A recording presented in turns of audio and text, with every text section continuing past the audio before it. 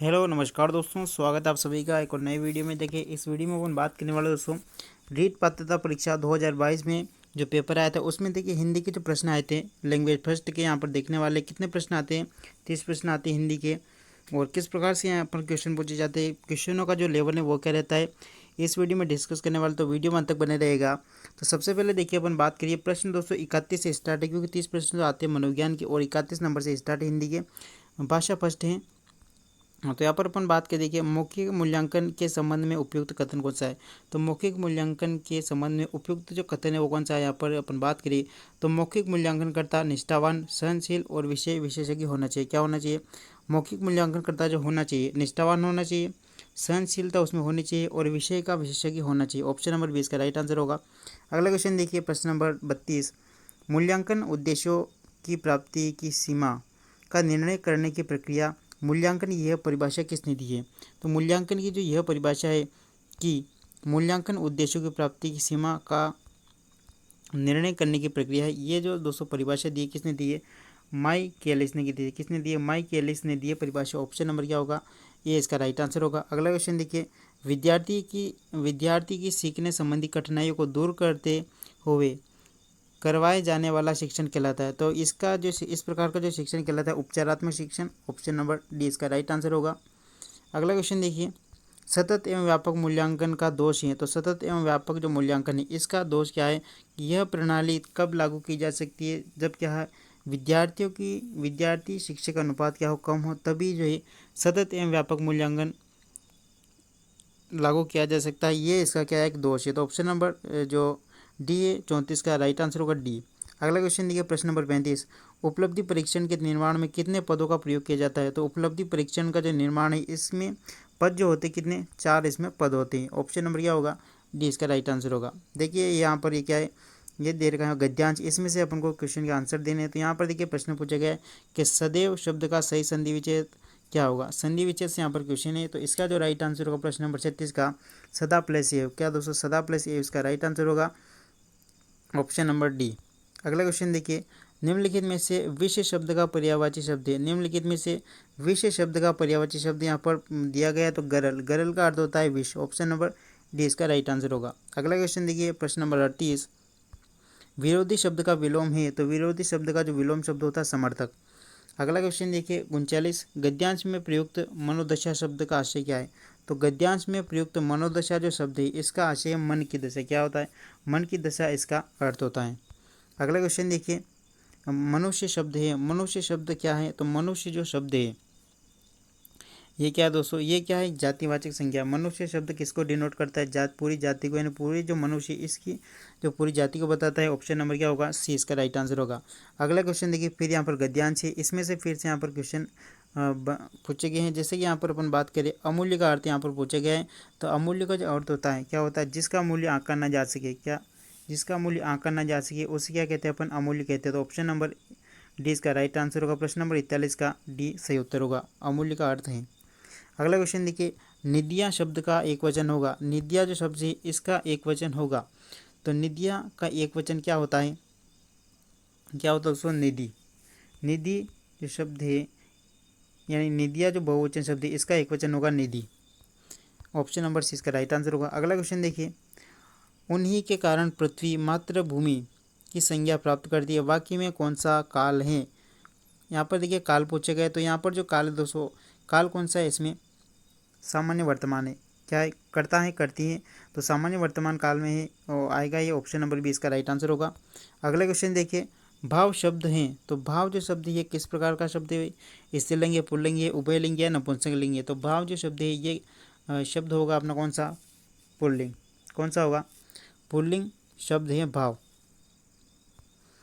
अगला क्वेश्चन देखिए, अचेतन शब्द का उपयुक्त अर्थ है। अचेतन जो शब्द है इसका अर्थ क्या होता है, अचेतन शब्द का उपयुक्त अर्थ यहाँ पर होगा, देखिए ऑप्शन नंबर प्रश्न नंबर 45 है इसका राइट आंसर होगा निर्जीव।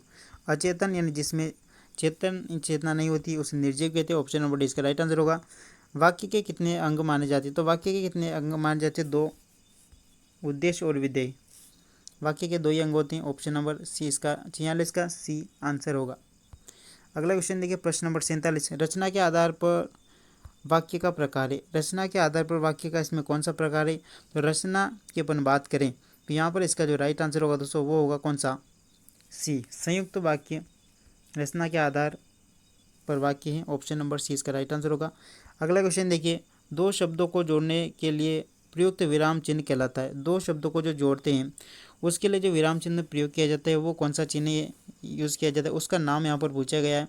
तो वो यहाँ पर यूज़ किया था योजक चिन्ह। दो शब्दों को अपन जोड़ते हैं जैसे कि माता पिता, तो इनके बीच में जो शब्द लगाते हैं ये डंडा, इसे योजक चिन्ह कहते हैं। ऑप्शन नंबर 20 का राइट आंसर होगा। अगला क्वेश्चन देखिए, डाक के 3 पार्ट लोकोक्ति का सही अर्थ है। डाक के जो 3 पार्ट थे लोकोक्ति का सही अर्थ यहाँ पर पूछा गया है। तो लोकोक्ति का सही अर्थ होगा दोस्तों सदा एक सी स्थिति बने रहना। डाक के 3 पार्ट इसका अर्थ होता है।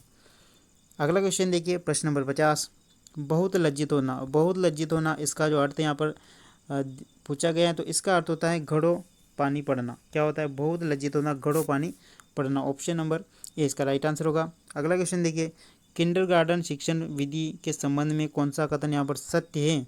सत्य कथन दे रेखा है, पूछा है अपन से सत्य यहाँ पर। तो इसका जो राइट आंसर होगा देखिए, भाषा के व्याकरण एवं साहित्य की शिक्षा इस विधि से नहीं दी जा सकती।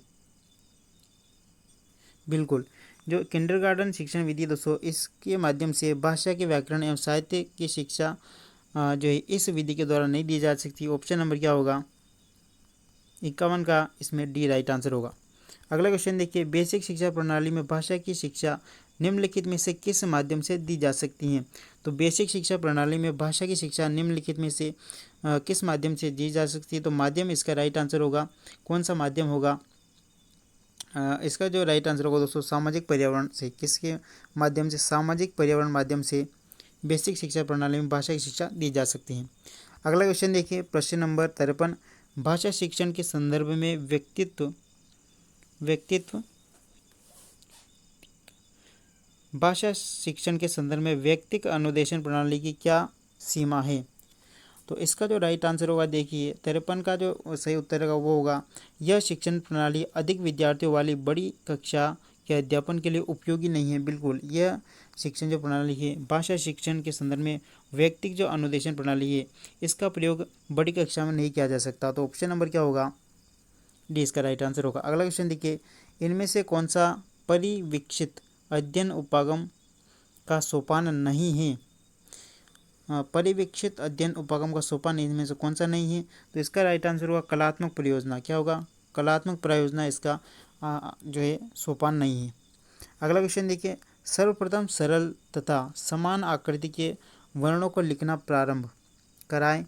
उल्लेखित बात किस स्तर के विद्यार्थियों हेतु कही गई है।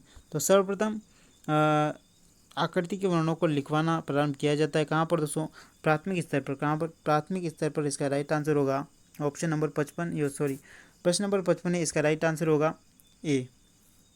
अगला क्वेश्चन देखिए, भाषा कौशलों में से अभिव्यक्ति कौशल कौन सा है। तो भाषा कौशलों में से अभिव्यक्ति कौशल यहाँ पर माने जाते कौन से, एक तो बोलना हो गया और एक लिखना। अभिव्यक्ति एक तो अपन बोल के व्यक्त करते हैं और दूसरा लिखकर। ऑप्शन नंबर सी इसका राइट आंसर होगा। अगला क्वेश्चन देखिए, अनुलेख किस भाषा कौशल से संबंधित है। तो अनुलेख जो भाषा कौशल है ये लिखित भाषा से संबंधित है। किससे दोस्तों, लिखित भाषा से संबंधित है। अनुलेख का अर्थ होता है देख देख कर लिखना। अगला क्वेश्चन देखिए, प्रश्न नंबर 58, लिंग्वाफोन रिकॉर्ड प्लेयर किस प्रकार की जो है अधिगम सामग्री। तो ये देखिए यहाँ पर अपन बात करें, लिंग्वाफोन जो है किस प्रकार की है, श्रव्य सामग्री है। क्या है, इसे सुना जा सकता है। जो रिकॉर्ड करने का एक यहाँ पर अपन मान सकते क्या है, ये सामग्री है जिसे सुना जा सकता है। तो श्रव्य सामग्री है। अगला क्वेश्चन देखिए, भाषा प्रयोगशाला के अनुभाग में सम्मिलित नहीं है। भाषा प्रयोगशाला के अनुभाग में कौन सा सम्मिलित नहीं यहाँ पर है। तो इसका जो राइट आंसर होता है देखिए विश्राम कक्ष इसमें सम्मिलित नहीं है, जबकि श्रवण कक्ष होता है, परामर्श कक्ष होता है, नियंत्रण कक्ष होता है, लेकिन विश्राम कक्ष इसमें शामिल नहीं किया जाता। अगला क्वेश्चन देखिए, और आखिरी क्वेश्चन है, और कितने 30 प्रश्न हिंदी के हो गए दोस्तों। इस प्रकार के हिंदी के क्वेश्चन आते हैं। और अंतिम क्वेश्चन देख लेते हैं 60वां, स्वस्वर वाचन का गुण होता है। स्वस्वर जो वाचन होता है इसका गुण क्या होता है। इसका जो यहाँ पर गुण होता है देखिए उचित ध्वनि निर्गम, यानी उचित ध्वनि के साथ उच्चारण करना। उचित ध्वनि निर्गम यानी स्वर के साथ क्या है, वाचन करना। ऑप्शन नंबर सी इसका राइट आंसर होगा। तो दोस्तों देखिए, चैनल पर नहीं तो सब्सक्राइब कर लीजिएगा। आपको वीडियो कैसी लगी और आप रीट पात्रता परीक्षा 2025 की तैयारी कर रही हैं तो चैनल को सब्सक्राइब कर लीजिएगा। धन्यवाद।